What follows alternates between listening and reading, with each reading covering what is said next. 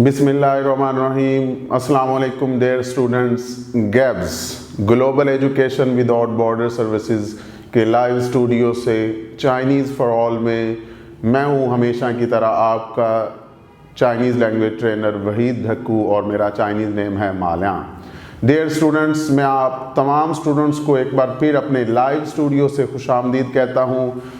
Students, हमने आज तक लेसन नंबर जो 11 पढ़ा, सबक नंबर 11, उसकी आज डिटेल में मैं आपको एक पूरा टेबल ड्रॉ किया है मैंने बोर्ड के ऊपर, और ये इंतहाई अहमियत का हामिल है। और आप इस वीडियो को बार बार देखेंगे तो इंशाअल्लाह आपको ये सारा टॉपिक समझ आ जाएगा। इसका आज पार्ट नंबर 2 में आपको पढ़ाने जा रहा हूँ, तो स्टार्ट करते हैं। गुज़श्ता लेसन में मैंने पढ़ाया लेसन नंबर 11 पार्ट नंबर 1, लेकिन आज का जो लेसन है वो है लेसन नंबर 11 लेकिन पार्ट 2 है, सबक नंबर 11 का पार्ट 2। तो स्टार्ट कर रहा हूँ। हमारा जो टॉपिक था वो था पर्सन्स, मतलब कि अशख़ास, मुख्तलिफ लोगों के नाम और उनकी वजाहत। तो डियर स्टूडेंट्स, जैसा कि आप जानते हैं कि फर्स्ट पर्सन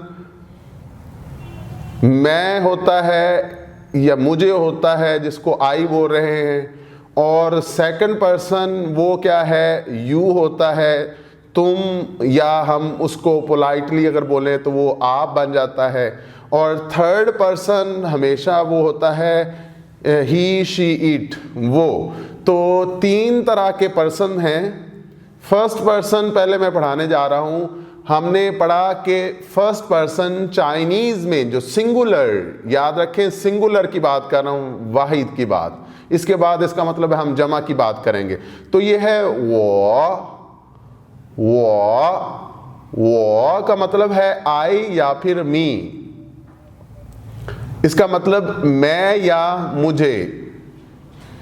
तो वो क्या है, फर्स्ट पर्सन है, याद रखें। और इसको उर्दू में अगर मैं ट्रांसलेट करूं तो ये है मैं या मुझे, लेकिन इंग्लिश में अगर मैं इसको कहूं तो ये बन जाएगा आई और मी।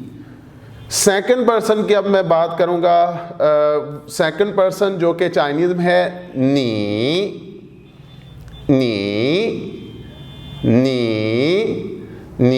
का मतलब है तुम, यू, और फिर you, your, you, this is the third degree.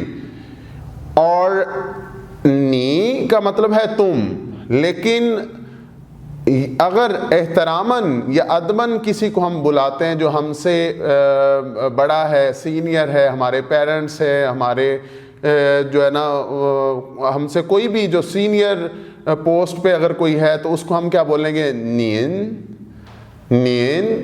नीन का मतलब है आप। लेकिन अपने common friends, generally speaking, common speaker हम कह सकते हैं कि तुम अपने फ्रेंड्स से, जूनियर से, अपने दोस्तों से, लेकिन ये पोलाइट नहीं है, फॉर्मल जो है वो है आप, नीन। और थर्ड पर्सन, तीसरा आदमी, अगर मैं बोलूं उसको तो वो क्या है, था।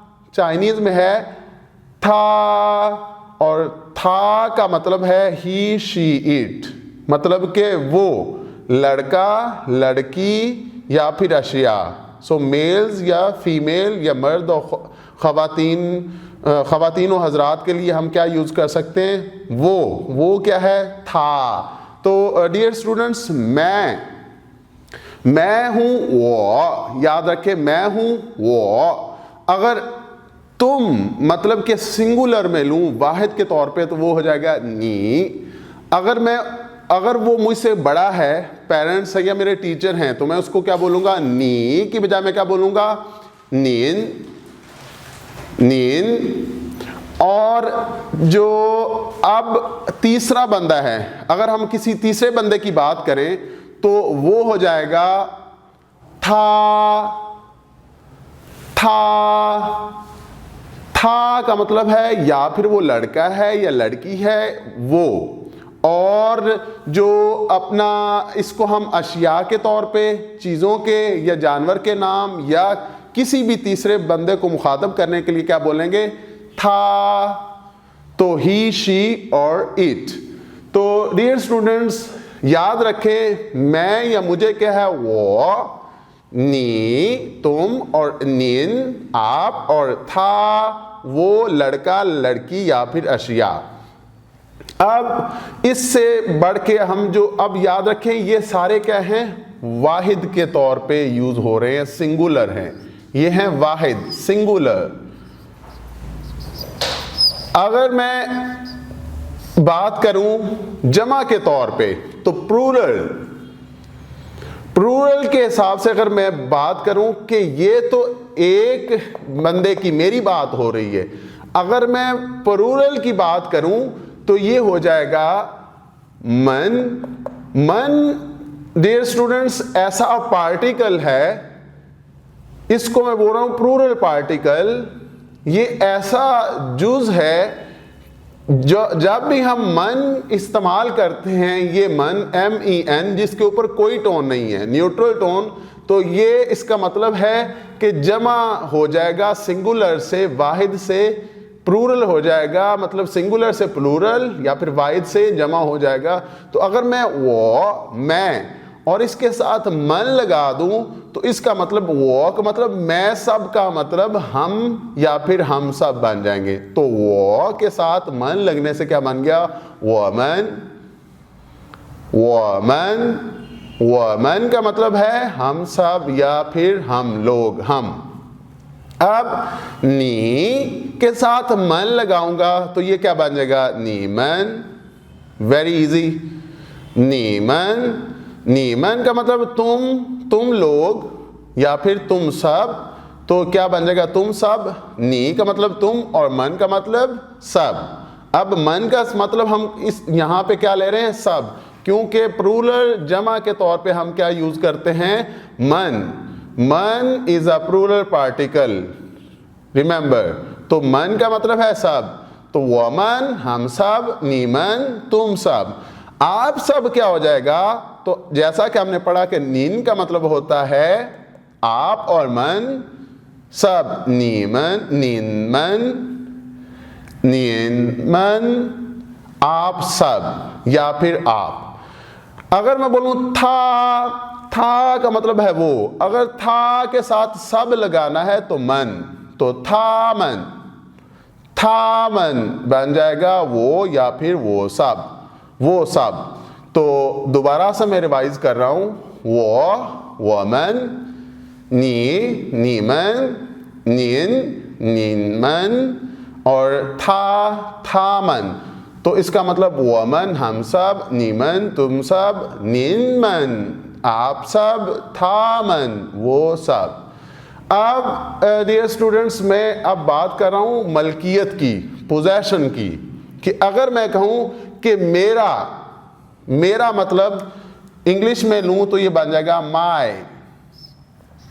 तो माय कैसे बोलना है? इसका त डियर स्टूडेंट्स अब याद रखें, DE त क्या है? ये चाइनीज में पोजेसिव पार्टिकल के तौर पे, मतलब कि मलकियत का जुज। चाइनीज में अगर हम मलकियत मतलब का, के, की का लफ्ज अगर इस्तेमाल करते हैं तो वो क्या होगा? हम त का लफ्ज इस्तेमाल करेंगे। तो त का मतलब याद रखें क्या है? त इज अ पोजेसिव पार्टिकल, मलकियत के तौर पे हम इस्तेमाल करते हैं। इसका मतलब है का, के, की।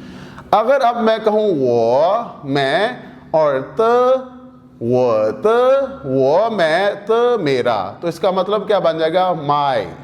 इसका मतलब क्या बन जाएगा? अगर मैं कहूं मेरा, माय, वो त। अगर मैं कहूं तुम्हारा, नी, यू, नी, त। योर क्या बन जाएगा? योर। तो ये बन जाएगा मौजूद नाज़रीन योर।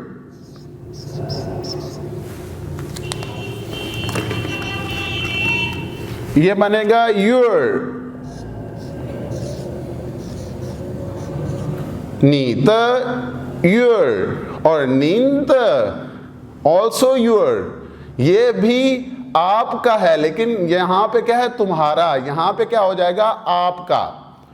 तो नी त, नी तुम, यू एंड त किसके लिए है, पोजेसिव, का के की, नी त तुम्हारा, नी त योर, और नीन त ऑल्सो योर। नीन त का मतलब भी क्या है, आपका, तो इसका मतलब भी योर है, लेकिन ये पोलाइट वे है, फॉर्मल है योर। अब डियर स्टूडेंट्स याद रखें, था के साथ में अगर द लगाता हूं तो क्या बन जाएगा, थात, थात। थात का मतलब है उसका या उसकी, उसका या उसकी, क्या मतलब, थात मीन हिज, हर, मतलब बॉय के लिए हिज और गर्ल के लिए हर, और या फिर मैं इसको तीसरी तरह इट्स भी लिख सकता हूं, इट्स। तो थाद उसका, उसकी, थाद। ओके, तो डियर स्टूडेंट्स अब जो तीसरा हिस्सा है इस टेबल का, वो मैं कैसे लेने जा रहा हूं। अब याद रखें कि मैं जमा को और मलकियत को याद रखें, इन दोनों को आपस में मिक्स करके, मन और मन प्लूरल से है और मलकियत के तौर पे हम क्या यूज करते हैं, त। तो मंत, मंत बन जाता है मंत, मंत, मन प्लूरल और त पोजेसिव, वो, मैं, वमन, हम सब, त हमारा, आवर बन जाएगा, हम सब का, आवर, वमन त। अब क्या करना है, दोनों मन और त को इकट्ठे किसके साथ, फर्स्ट पर्सन के साथ, वमन त, हम सब का, आवर। अब नीमंत, नीमंत, नी सेकंड पर्सन, मन प्लूरल, और ये त क्या है, पोजेसिव है, तो नी सिंगुलर, तुम और नीमन तुम सब, और त तुम्हारा, तुम सब का, नीमंत। और आप सब का क्या हो जाएगा, नीमंत, नीमंत। इसका मतलब क्या हो जाएगा, इंग्लिश में लूं तो ये बन जाएगा योर। और थामंत, था क्या है, थर्ड पर्सन है, याद रखें उर्दू में था का मतलब वो है, और था मंत उन सब का, था का मतलब थर्ड पर्सन से है, था थर्ड पर्सन, तो थर्ड पर्सन क्या है, था मंत उन सब का। तो क्या हो जाएगा, मैं इसको अगर इंग्लिश में लिखूं तो ये बन जाएगा देयर, उन सब का, था मंत। डियर स्टूडेंट्स अब जो एक और पार्ट आने जा रहा है वो ये वाला, इसमें अब क्या है कि किसी चीज का होना, ये वर्ब के तौर पे भी यूज हो रहा है। टू बी का मतलब किसी जात के लिए होना। अगर मैं कहूं मेरे लिए है तो इसका मतलब कि मैं क्या हूं, मैं हूं फर्स्ट पर्सन। अगर मैं कहूं तो इसका मतलब है, श का मतलब किसी जात के तौर पे इस्तेमाल is are am. Is are am के लिए हम क्या चीनी का वर्ड इस्तेमाल करते हैं, वो है चाइनीज वर्ड, चीनी जुबान में हम श लगाते हैं। तो अगर मैं कहूं वो श, वो मैं, और श मैं हूं, इसका मतलब क्या हो जाएगा कि आई के साथ एम तो आई एम, और नीश हो जाएगा यू आर। तो नीश, नी तुम, श हो, नीश तुम हो, मैं हूं वो श, और आप हो क्या बन जाएगा, नींश।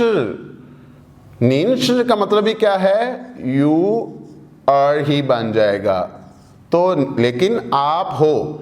और थाश वो है, तो इसका मतलब क्या बन जाएगा, ही इज या फिर शी इज, या फिर मैं इसको कह सकता हूं इट इज। तो क्या बन जाएगा, था श, वो है, वो मतलब लड़का या लड़की, मर्द और खवातीन के तौर पे हम इस्तेमाल कर सकते हैं। था श, वो है। और अब डियर स्टूडेंट्स ये देखें, यहां पे मैंने मन अलग से पढ़ाया और द अलग से पढ़ाया, फिर इन दोनों को क्या किया, मैंने इकट्ठा किया, यहां पे मन और द को इकट्ठा किया। अब देखें कि वमन द, अब देखें अगर मन और द के बाद अगर मैं श भी लगाऊं, अब इन तीनों को इकट्ठा करूं, मन को, त को और श को, तो अब यहां पे मन त श, आखिरी हिस्सा जो ये इस टेबल का है उसमें है मन जमा के तौर पे, त मलकियत का होना और श का क्या मतलब है, होना। तो अब मैं क्या कर रहा हूं कि मन त के साथ श को भी इकट्ठे लेके मैं एक शॉर्ट फ्रेज के तौर पे इन तीनों को जब मैं इकट्ठा करूं, जमा करूं, तो ये बन जाएगा, अगर मैं कहूं वो, मैं, वमन, हम सब, त का श है, वमन द श, क्या मतलब, हम सब का है। तो क्या बन जाएगा, आवर्स। तो ये क्या बन जाएगा, आवर्स, हमारा है, हम सब का है। अब अगर मैं कहूं नी मन द श, तो क्या बन जाएगा कि ये बन जाएगा तुम सब का है। तो क्या बन जाएगा, योर, तुम सब का है, नी मन द श, तुम आप सब का है, नी मन द श। और अगर मैं कहूं कि उन सब का है, तो देर के तौर पे, they are, sorry, it's there, तो क्या बनेगा, था मन द श, उन सब का है।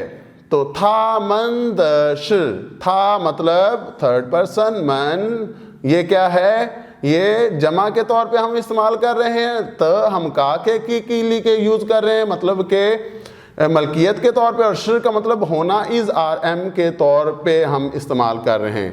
तो अब डियर स्टूडेंट्स एक दफ़ा फिर से मैं यहाँ पे आपको रिवाइज करवाना चाहूँगा। कुछ ही हम मोमेंट्स में इसको सीखने के तौर पे मैं एक दफ़ा फिर इसको दोहरा रहा हूँ। वो है कि वो का मतलब है फर्स्ट पर्सन, नी का मतलब है सेकंड पर्सन, और था का मतलब है थर्ड पर्सन। तो वो मैं, नी तुम, निन आप, और था वो, ही शी इट, लड़का या लड़की के तौर पे। और मन हम इस्तेमाल करते हैं जमा के लिए, त हम इस्तेमाल करते हैं मलकियत के लिए। मन और त को इकट्ठा मिला दें तो ये इकट्ठे कैसे बनेगा, मुख्तलिफ पर्सन के साथ। और श का मतलब है इज आर एम, होना, वर्ब के तौर पे भी इस्तेमाल होता है। और मन त श, ठीक है, तो इसका मतलब हम तीनों को इकट्ठा मिलाएं तो ये कैसे है। तो एक इसकी दोबारा से मैं फिर मिसाल दूंगा जल्दी। वो ये बन जाएगा, वो मैं, वमन, नीमन, थामन। मन के साथ मन अगर हम इन पर्सन के साथ ऐड करूं, तो अगर मैं त का इस्तेमाल करूं तो ये बन जाएगा वो त, नीत, नींत, थात। अब अगर मैं जमा के तौर पे इस्तेमाल करूं और प्लस मलकियत भी लगाऊं तो वमंत, नीमंत, निन्मंत और थामंत। अगर अब इज आर एम पर्सन का किसी जात के लिए होना, उनके लिए, अपने लिए होना। अगर मैं कहूं मैं हूं तो वोश मैं हूं, नीश तुम हो, नींश आप हो, थाश वो है। अगर मैं इन अब मन, द और श को इकट्ठा लूं तो ये बन जाएगा वो मन तश, हम सब का है। नीमन तश, तुम सब का है। निन्मन दश, आप सब का है। उन सब का है। तो डियर स्टूडेंट्स, आज का ये जो लेसन नंबर 11 हमने पढ़ा, लेसन नंबर 11, उसका पार्ट 2 मैं यहीं पे ही इख्तिताम करूँगा। और डियर स्टूडेंट्स, यहाँ पे मैं आपको तजवीज़ करूँगा कि इस वीडियो को बार बार देखें, अच्छे से देखें। अगर जहाँ पे आपको नहीं समझ आ रही तो इस वीडियो को कुछ लम्हे के लिए आप पॉज करें और इसको याद करने की कोशिश करें। इंशाल्लाह आप अगर ये वीडियो 2-3 दफ़ा देखेंगे तो आपको ये टेबल आ जाएगा। और ये आज का जो लेसन नंबर 11 है, इसका पार्ट 2, आप इसको बार बार देखें। लेकिन फिर भी अगर आपको कहीं पे मुश्किल पेश आ रही है, डिफ़िकल्टी आ रही है, तो आप हमारे दिए गए नंबरों पे हमसे रब्ता करें, तो हम आपकी ज़रूर रहनुमाई करेंगे। तो इसी के साथ ही मैं आपसे इजाज़त चाहूँगा। मिलते हैं लेसन नंबर 12, सबक नंबर 12 के साथ नेक्स्ट वीडियो में। तो अनटिल दैट टाइम अपना ख्याल रखिएगा। ज़ाइजिए।